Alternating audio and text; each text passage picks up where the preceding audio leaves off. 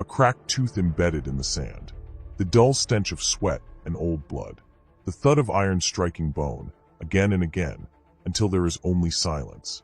Later, the corpse was dragged from the arena by a team of slaves, its ribs shattered inward like splintered shields. The crowd cheered, not for mercy, but for spectacle. That was the purpose of gladiators, not to live, but to die memorably. This was the world Spartacus was thrown into, a man once free, now reduced to a pawn in the empire's blood-slicked game of bread and circuses.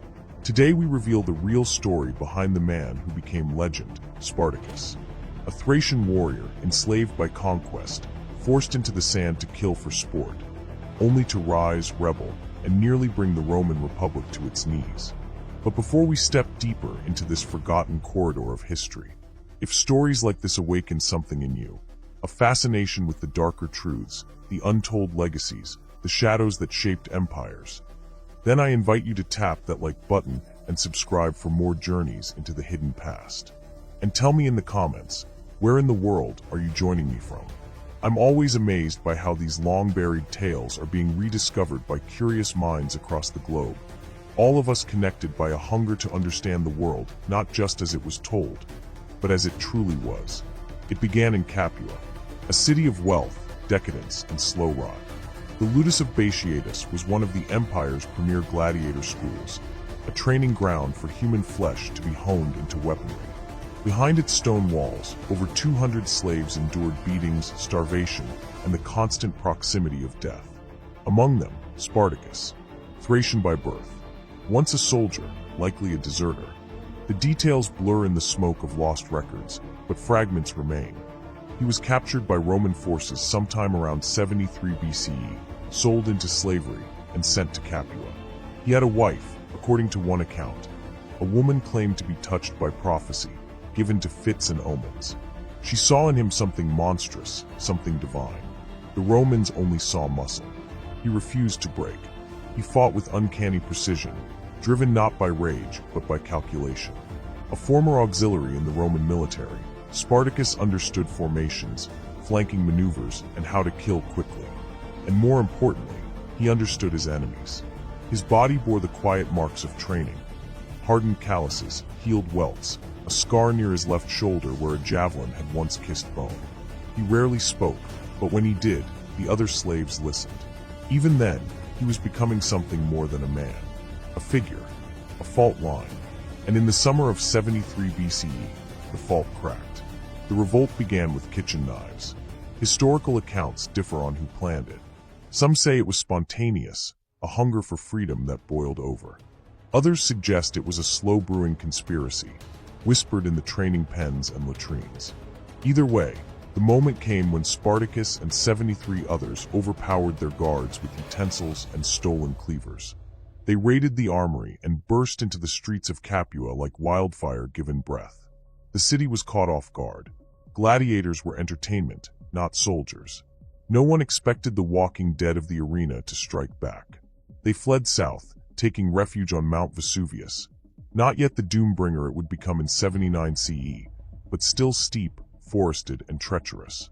From there, they began to raid villas, free other slaves, and gather weapons. In less than a month, their numbers swelled into the hundreds. Rome responded with contempt. The Senate sent a small force of militia under the praetor Gaius Claudius Glaber. He considered the rebels a minor nuisance, fit to be crushed with minimal effort. He was so confident that he didn't even secure the mountain properly. Instead, he camped at its base and waited. He didn't wait long. In one of the most cunning early moves of the rebellion, Spartacus used vines and ropes to lower his men down a sheer cliff face behind the Roman encampment. They struck in the dark, using speed, surprise, and sheer fury. Glaber's forces scattered. The mountain had not trapped Spartacus. It had hidden him. It was more than a victory. It was a message.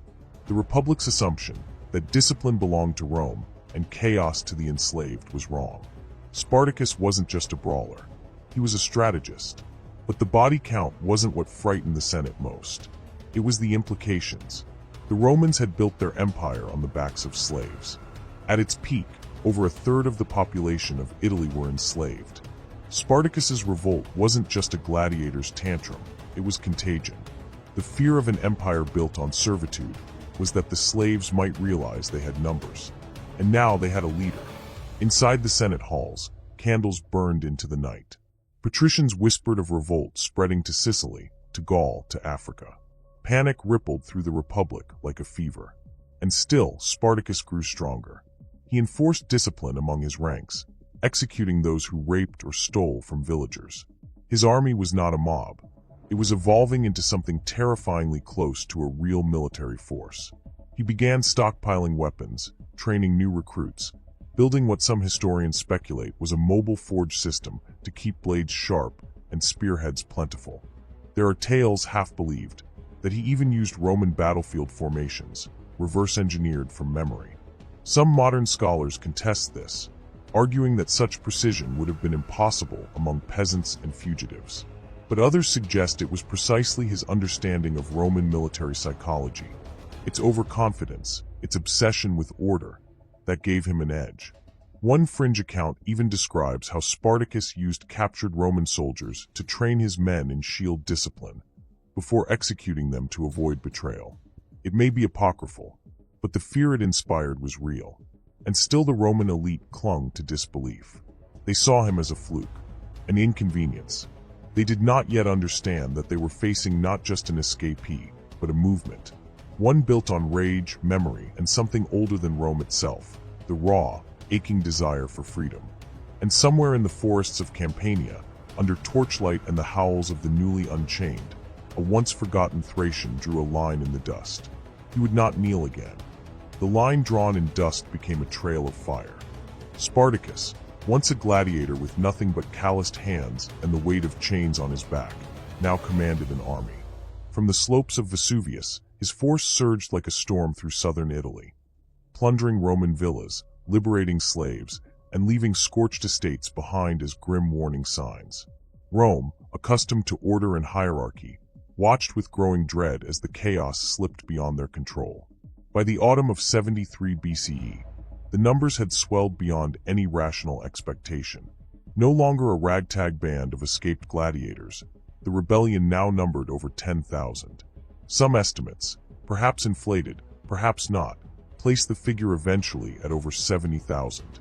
They came from every corner of servitude: Gallic shepherds, Thracian miners, Syrian household slaves, runaway farmhands from Sicily, women carrying infants on their backs, even disgraced Roman soldiers who had deserted.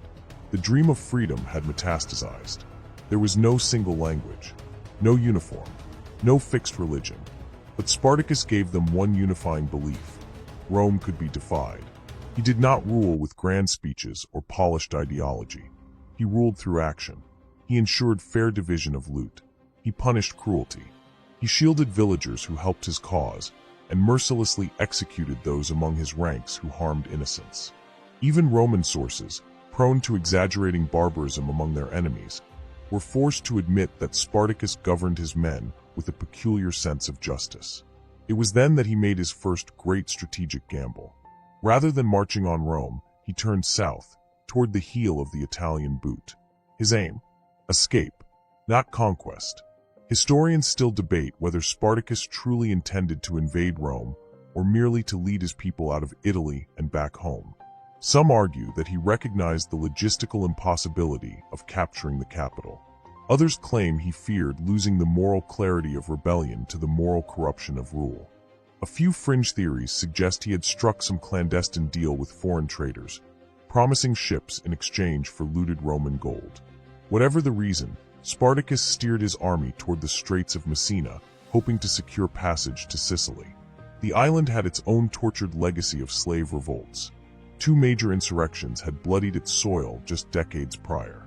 If Spartacus could reach it, he could reignite those embers. But Sicily remained just out of reach. A deal with Cilician pirates, infamous sea raiders from the eastern Mediterranean, fell through. Whether they betrayed Spartacus or were bribed by Roman agents remains unclear.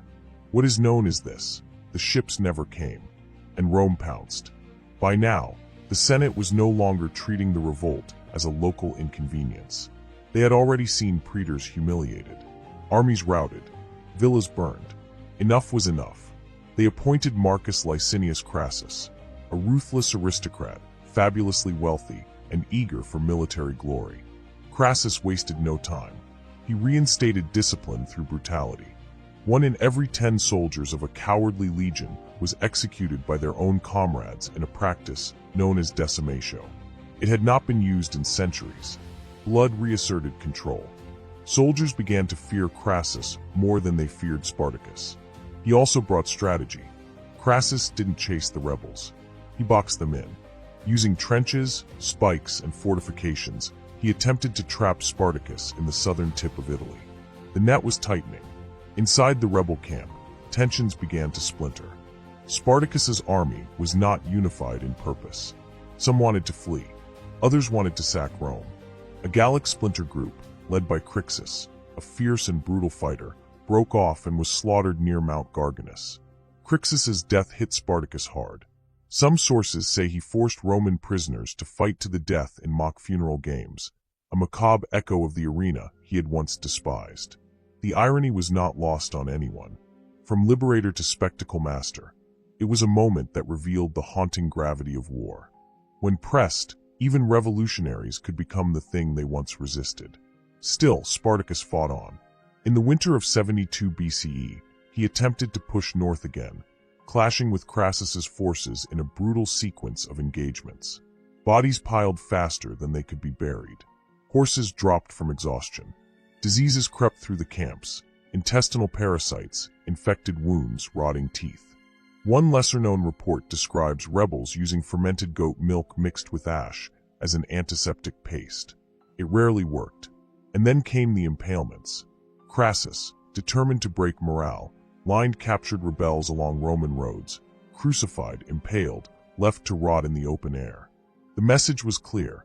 Rome did not forget, and it never forgave. But Spartacus did not break. In fact, in one final desperate gambit, he turned to face Rome's might head-on. He attempted to march north again, hoping perhaps to reach the Alps, to scatter his forces into Gaul, Thrace, and Germania. But Crassus anticipated the move. The Senate, eager to hedge their bets, sent Pompey Magnus southward with reinforcements fresh from campaigns in Hispania. Crassus, now consumed with ambition and afraid of being upstaged, moved in for the kill. The rebels were now encircled. Trapped between Crassus's discipline and Pompey's reinforcements, Spartacus's rebellion began to unravel. Supplies dwindled. Weapons dulled. Spirits faltered. Many of the enslaved had never been trained to fight. Some had never held a blade before this war. Their revolution, once swift and sharp, was now slowed by mud, exhaustion, and betrayal. Still, Spartacus refused to surrender. In one haunting episode, described by Plutarch, he tried to kill his own horse before the final battle, saying that if he won, he would have no need to flee, and if he lost, he would have no use for it. That moment, whether apocryphal or true, captured what he had become. No longer a man running from chains, but a figure charging into myth. Meanwhile, in Roman homes, children were no longer told heroic bedtime stories about Caesar or Aeneas. Instead, they heard cautionary tales about the ghost who walked in the forests, the slave who carried a sword and a name Rome could not erase. The fire Spartacus lit had not yet gone out, but it was flickering. The air reeked of iron, mud, and something worse. Hope curdled into desperation. Spartacus now stood with his back to the sea and his face toward death. His army, once a living tide of fury and conviction, had begun to collapse under the weight of starvation, disease, and endless pursuit.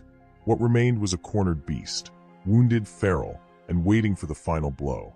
Crassus advanced with precision. He had learned from the mistakes of his predecessors. There would be no reckless skirmishes, no open-chested assaults. He ordered ditches dug, fortifications raised, supply lines reinforced. His soldiers, now disciplined by terror and decimation, carried out his commands with mechanical efficiency. As winter turned to spring in 71 BCE, Spartacus's forces found themselves bottled up in Lucania, the southern edge of Italy. There were no more illusions. Spartacus tried one last escape. Some believe he attempted to negotiate passage across the straits again, hoping this time for a ship that would not betray him. Others argue he tried to push north in one final gamble for the Alps. Either way, Crassus intercepted him before the plan could unfold. The trap snapped shut at the banks of the Salaris River. But before the killing could begin, a long silence gripped the camp. What passed between the rebel leaders is unrecorded, save for one fragment. According to a fringe source, Spartacus walked the camp that night in silence, touching the shoulder of each soldier he passed. He carried no sword, only a broken javelin tip wrapped in cloth. Some thought it was symbolic. Others, a sign that even he was out of weapons. Then came the final morning. It was not a battle. It was a reckoning. Crassus's legions stood in tight formations, over 50,000 men, bristling with armor, discipline, and years of training. Spartacus's forces, now numbering perhaps 30,000, were exhausted, many barefoot, with improvised weapons, makeshift armor, and wounded limbs bound with strips of tunic. But they charged. With a scream that tore through the damp morning, Spartacus led the assault himself. He fought like a man possessed, targeting Roman centurions, carving through lines, slashing, stabbing, pushing toward Crassus himself. He never reached him. A spear pierced his thigh. Then a second struck his side. He fell once, rose again, staggered, and was finally buried beneath a swarm of soldiers. His body was never recovered. This fact alone has sustained centuries of legend. Some say his corpse was trampled into mud. Others believe he survived, mortally wounded, and crawled into the woods to die alone. The more romantic tales suggest he escaped entirely, wandering north, a ghost among villagers, living out his final years as a blacksmith or shepherd. Most scholars dismiss these as fantasy, but the absence of a body has a strange power. Martyrs are born not in the fire, but in the smoke. And smoke there was, thick, choking, filled with the stench of burning flesh and shattered dreams. The rebel dead were so numerous, Roman soldiers were ordered to pile bodies in trenches dug specifically for the aftermath. Those too wounded to fight were executed. Those who surrendered were chained. But Crassus was not finished. He needed to make a statement, one the empire would never forget. He selected 6,000 survivors and lined them along the Appian Way, the major road stretching from Capua to Rome. Each man was crucified at intervals, mile after mile. Their bodies hung like grotesque milestones, swaying in the wind. Some died in hours. Others lasted days. One ancient writer described the sound of the moaning as a low hum that haunted travelers for weeks. A fringe report from a Greek merchant mentions locals collecting blood-soaked soil from beneath the crosses, believing it had gained some twisted sanctity. Proof of a man who had dared defy Rome and nearly won. Crassus had delivered victory, but not without cost. The Senate, never generous with glory, gave Pompey the final credit. His forces had intercepted fleeing rebels in the north, wiping out the last remnants. He returned to Rome and was hailed as a hero. Crassus, brooding and furious, was left with a tainted triumph, resented by the Senate, feared by the people, and haunted by a rebellion he had ended but never truly understood. What Spartacus left behind was not an empire, not a new order, but a question, a deep and dangerous one. What happens when the voiceless find their voice? Rome tried to silence that question with crucifixion and fire, but the story had already begun to spread. Even among slaves still toiling in fields and kitchens, whispers traveled. He fought. He killed Romans. He almost made it. That word, almost, hung in the air like ash. And with it, the myth began. In time, Rome would distort his image. Some accounts painted him as a savage, others as a fool. Only much later, long after the Republic fell and emperors turned to ashes, did Spartacus begin to emerge again, not as a man, but as a symbol. In early Christian texts, some writers drew parallels between Spartacus and Christ. Both rebels, both crucified, both buried without graves. The comparison is fraught and heavily debated by scholars, but it speaks to the enduring discomfort Rome felt about the man who refused to kneel. One obscure Roman physician, writing decades after the rebellion, described a slave with recurring dreams of Spartacus standing over a river of blood, his chest torn open, but his mouth still moving, as if whispering instructions to the dead. The physician diagnosed it as delirium tremens brought on by heat stroke, but others saw it differently. They saw it as prophecy. By the time spring turned fully to summer in 71 BCE, the last of Spartacus's rebellion had been reduced to bloodied footnotes. Yet before the myth could rise, the man had to fall. Crassus had expected the final confrontation to end in absolute annihilation. But pockets of resistance, fragmented groups of survivors, continued to strike back. These weren't coordinated offensives. They were flailing gestures of pride, revenge, and desperation. Some looted Roman supply lines, others ambushed scouts and stragglers, vanishing again into the hills.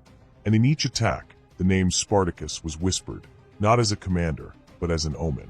Crassus, meticulous as ever, began the mop-up operations. The regions of Lucania, Bruttium, and Campania were flooded with legionaries, their sandals caked in ash and gore. Roman engineers tore through forests and ravines, collapsing caves where rebels were thought to be hiding.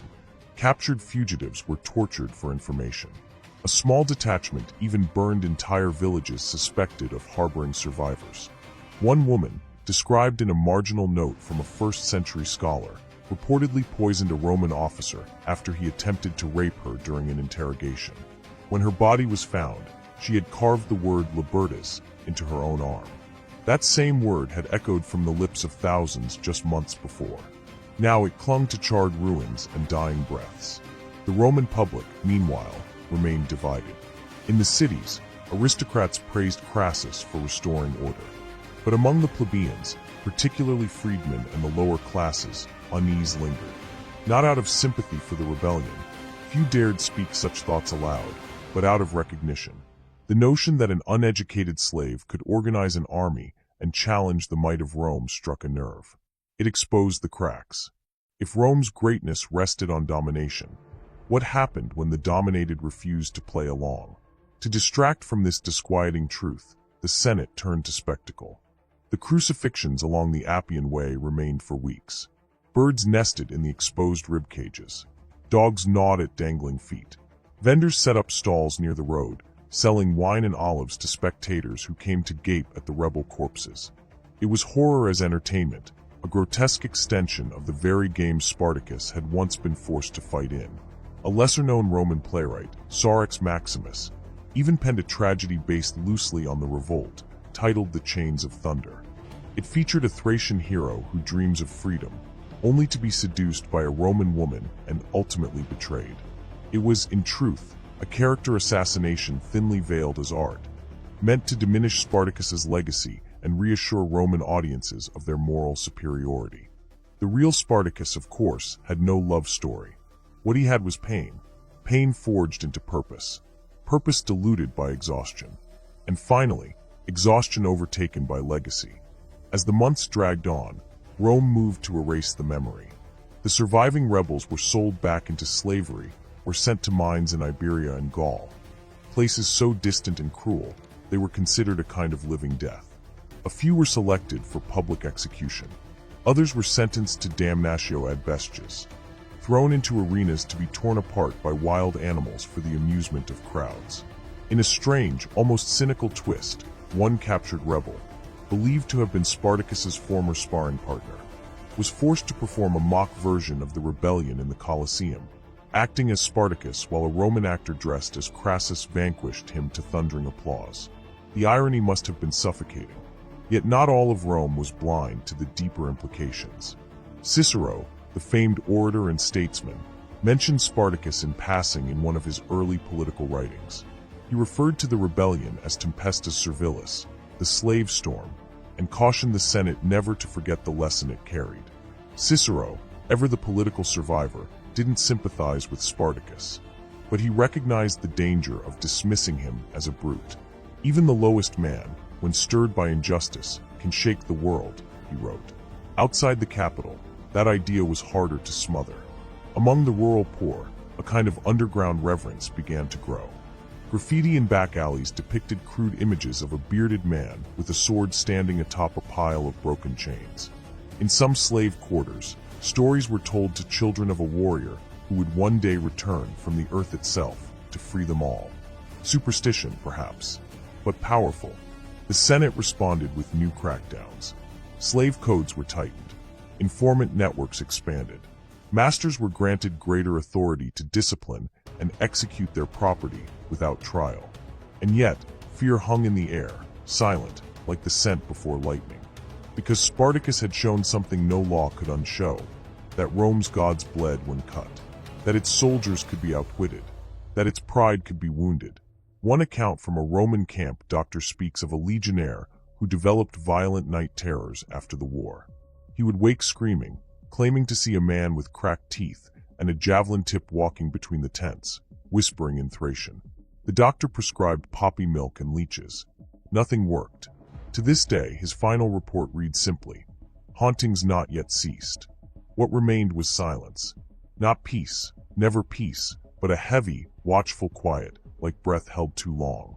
6,000 crosses stretched across the Appian Way. Their shadows lengthened with the sun, then disappeared into night, only to return the next day, grim and unwavering. For weeks, the wind carried the scent of decay to the walls of Rome, a slow procession of punishment meant to outlive the punished. In time, the bodies fell. Bones cracked. Cloth rotted. Vultures did what vultures do. And yet the name remained, Spartacus. To the Senate, he was a cautionary tale. To Crassus, a tarnished victory.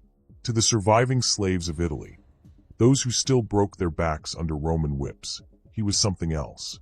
Something that would not quite die. But Rome would try. Official histories were written, chiseled, amended. They described the revolt as a criminal insurrection, the work of savages and barbarians, soon crushed by the disciplined hand of Roman justice. They omitted the Senate's early underestimation. They buried the strategic brilliance. They downplayed the panic that had gripped the city when Spartacus's forces had swelled into the tens of thousands. Pompey was praised. Crassus snubbed. Spartacus reduced to a footnote. Yet the erasure never fully took. A generation later, travelers still reported seeing children throwing stones at the crumbling crosses along the Appian Way. A coin was found, decades after the rebellion, scratched with the crude outline of a man breaking chains. No official mint claimed it. In the coastal town of Thurii, fragments of a folk song survived into the early empire, describing a ghost who walks the mountain with fire in his breath and a sword in his shadow. Scholars argue over how much of Spartacus's story was fact and how much was born of myth-making. Was he truly the strategist ancient sources reluctantly describe? Did he really refuse to flee, choosing instead to die with his comrades? Did he mourn Crixus like a brother? Or was he, as some Roman historians imply, simply the strongest of a desperate pack, lucky, brutal, and eventually cornered? The historical record is a shattered mosaic, but the pieces refuse to stay buried. In modern times, Spartacus became a rallying cry. His name was resurrected in the rhetoric of revolutionaries, abolitionists, and playwrights. In 1760s Haiti, rebels whispered it during ceremonies before revolt. In 19th century America, abolitionist writers invoked him as a symbol of righteous defiance. And in Soviet Russia, Spartacus was reimagined as a proto-Marxist hero, a worker who defied the oppressive class and died for the people. Hollywood, too, took its turn. The 1960 film, directed by Stanley Kubrick and starring Kirk Douglas, turned Spartacus into a handsome martyr. The famous scene, "I am Spartacus," was not historical, but it was true in a deeper way. It captured the idea that Spartacus had ceased to be a man and become something else, an idea, one that could be declared shared, worn like armor. But strip away the politics, strip away the cinema. What remains? A man, scarred, hard-eyed, holding a weapon forged in captivity. A man who could have fled, but didn't, who fought not to rule, but to free. A single Thracian, battered by empire, who stood at the edge of history and screamed no. And for a moment, the empire flinched. So now the road is quiet. The crosses are gone, their wood turned to ash, their iron nails rusted beneath centuries of dust. But if you stand along the Appian Way, somewhere between Capua and Rome, and listen, some say you can still hear the wind whistling like chains dragged across stone. History remembers Spartacus not for what he built, but for what he broke. He shattered the illusion that the powerful are untouchable. He proved that even the lowest born can ignite fear in the hearts of emperors. And though his rebellion was crushed, it left a hairline fracture in the great facade of Roman invincibility, one that would widen, crack, and crumble over the centuries. But let us leave the battlefield behind now. Let the blood sink back into the soil, the banners fall, the noise fade to stillness. Breathe deep and let the story settle into your bones, not as noise, not as battle, but as memory. The world turns slowly, but in dark corners, the embers of rebellion still flicker. Not every chain is visible, not every battle is fought with swords, and not every fire is meant to die. Close your eyes now. Let the footsteps of the past fall quiet. Let the dust rest undisturbed. And know that somewhere out there, the spirit of defiance still walks. It does not kneel.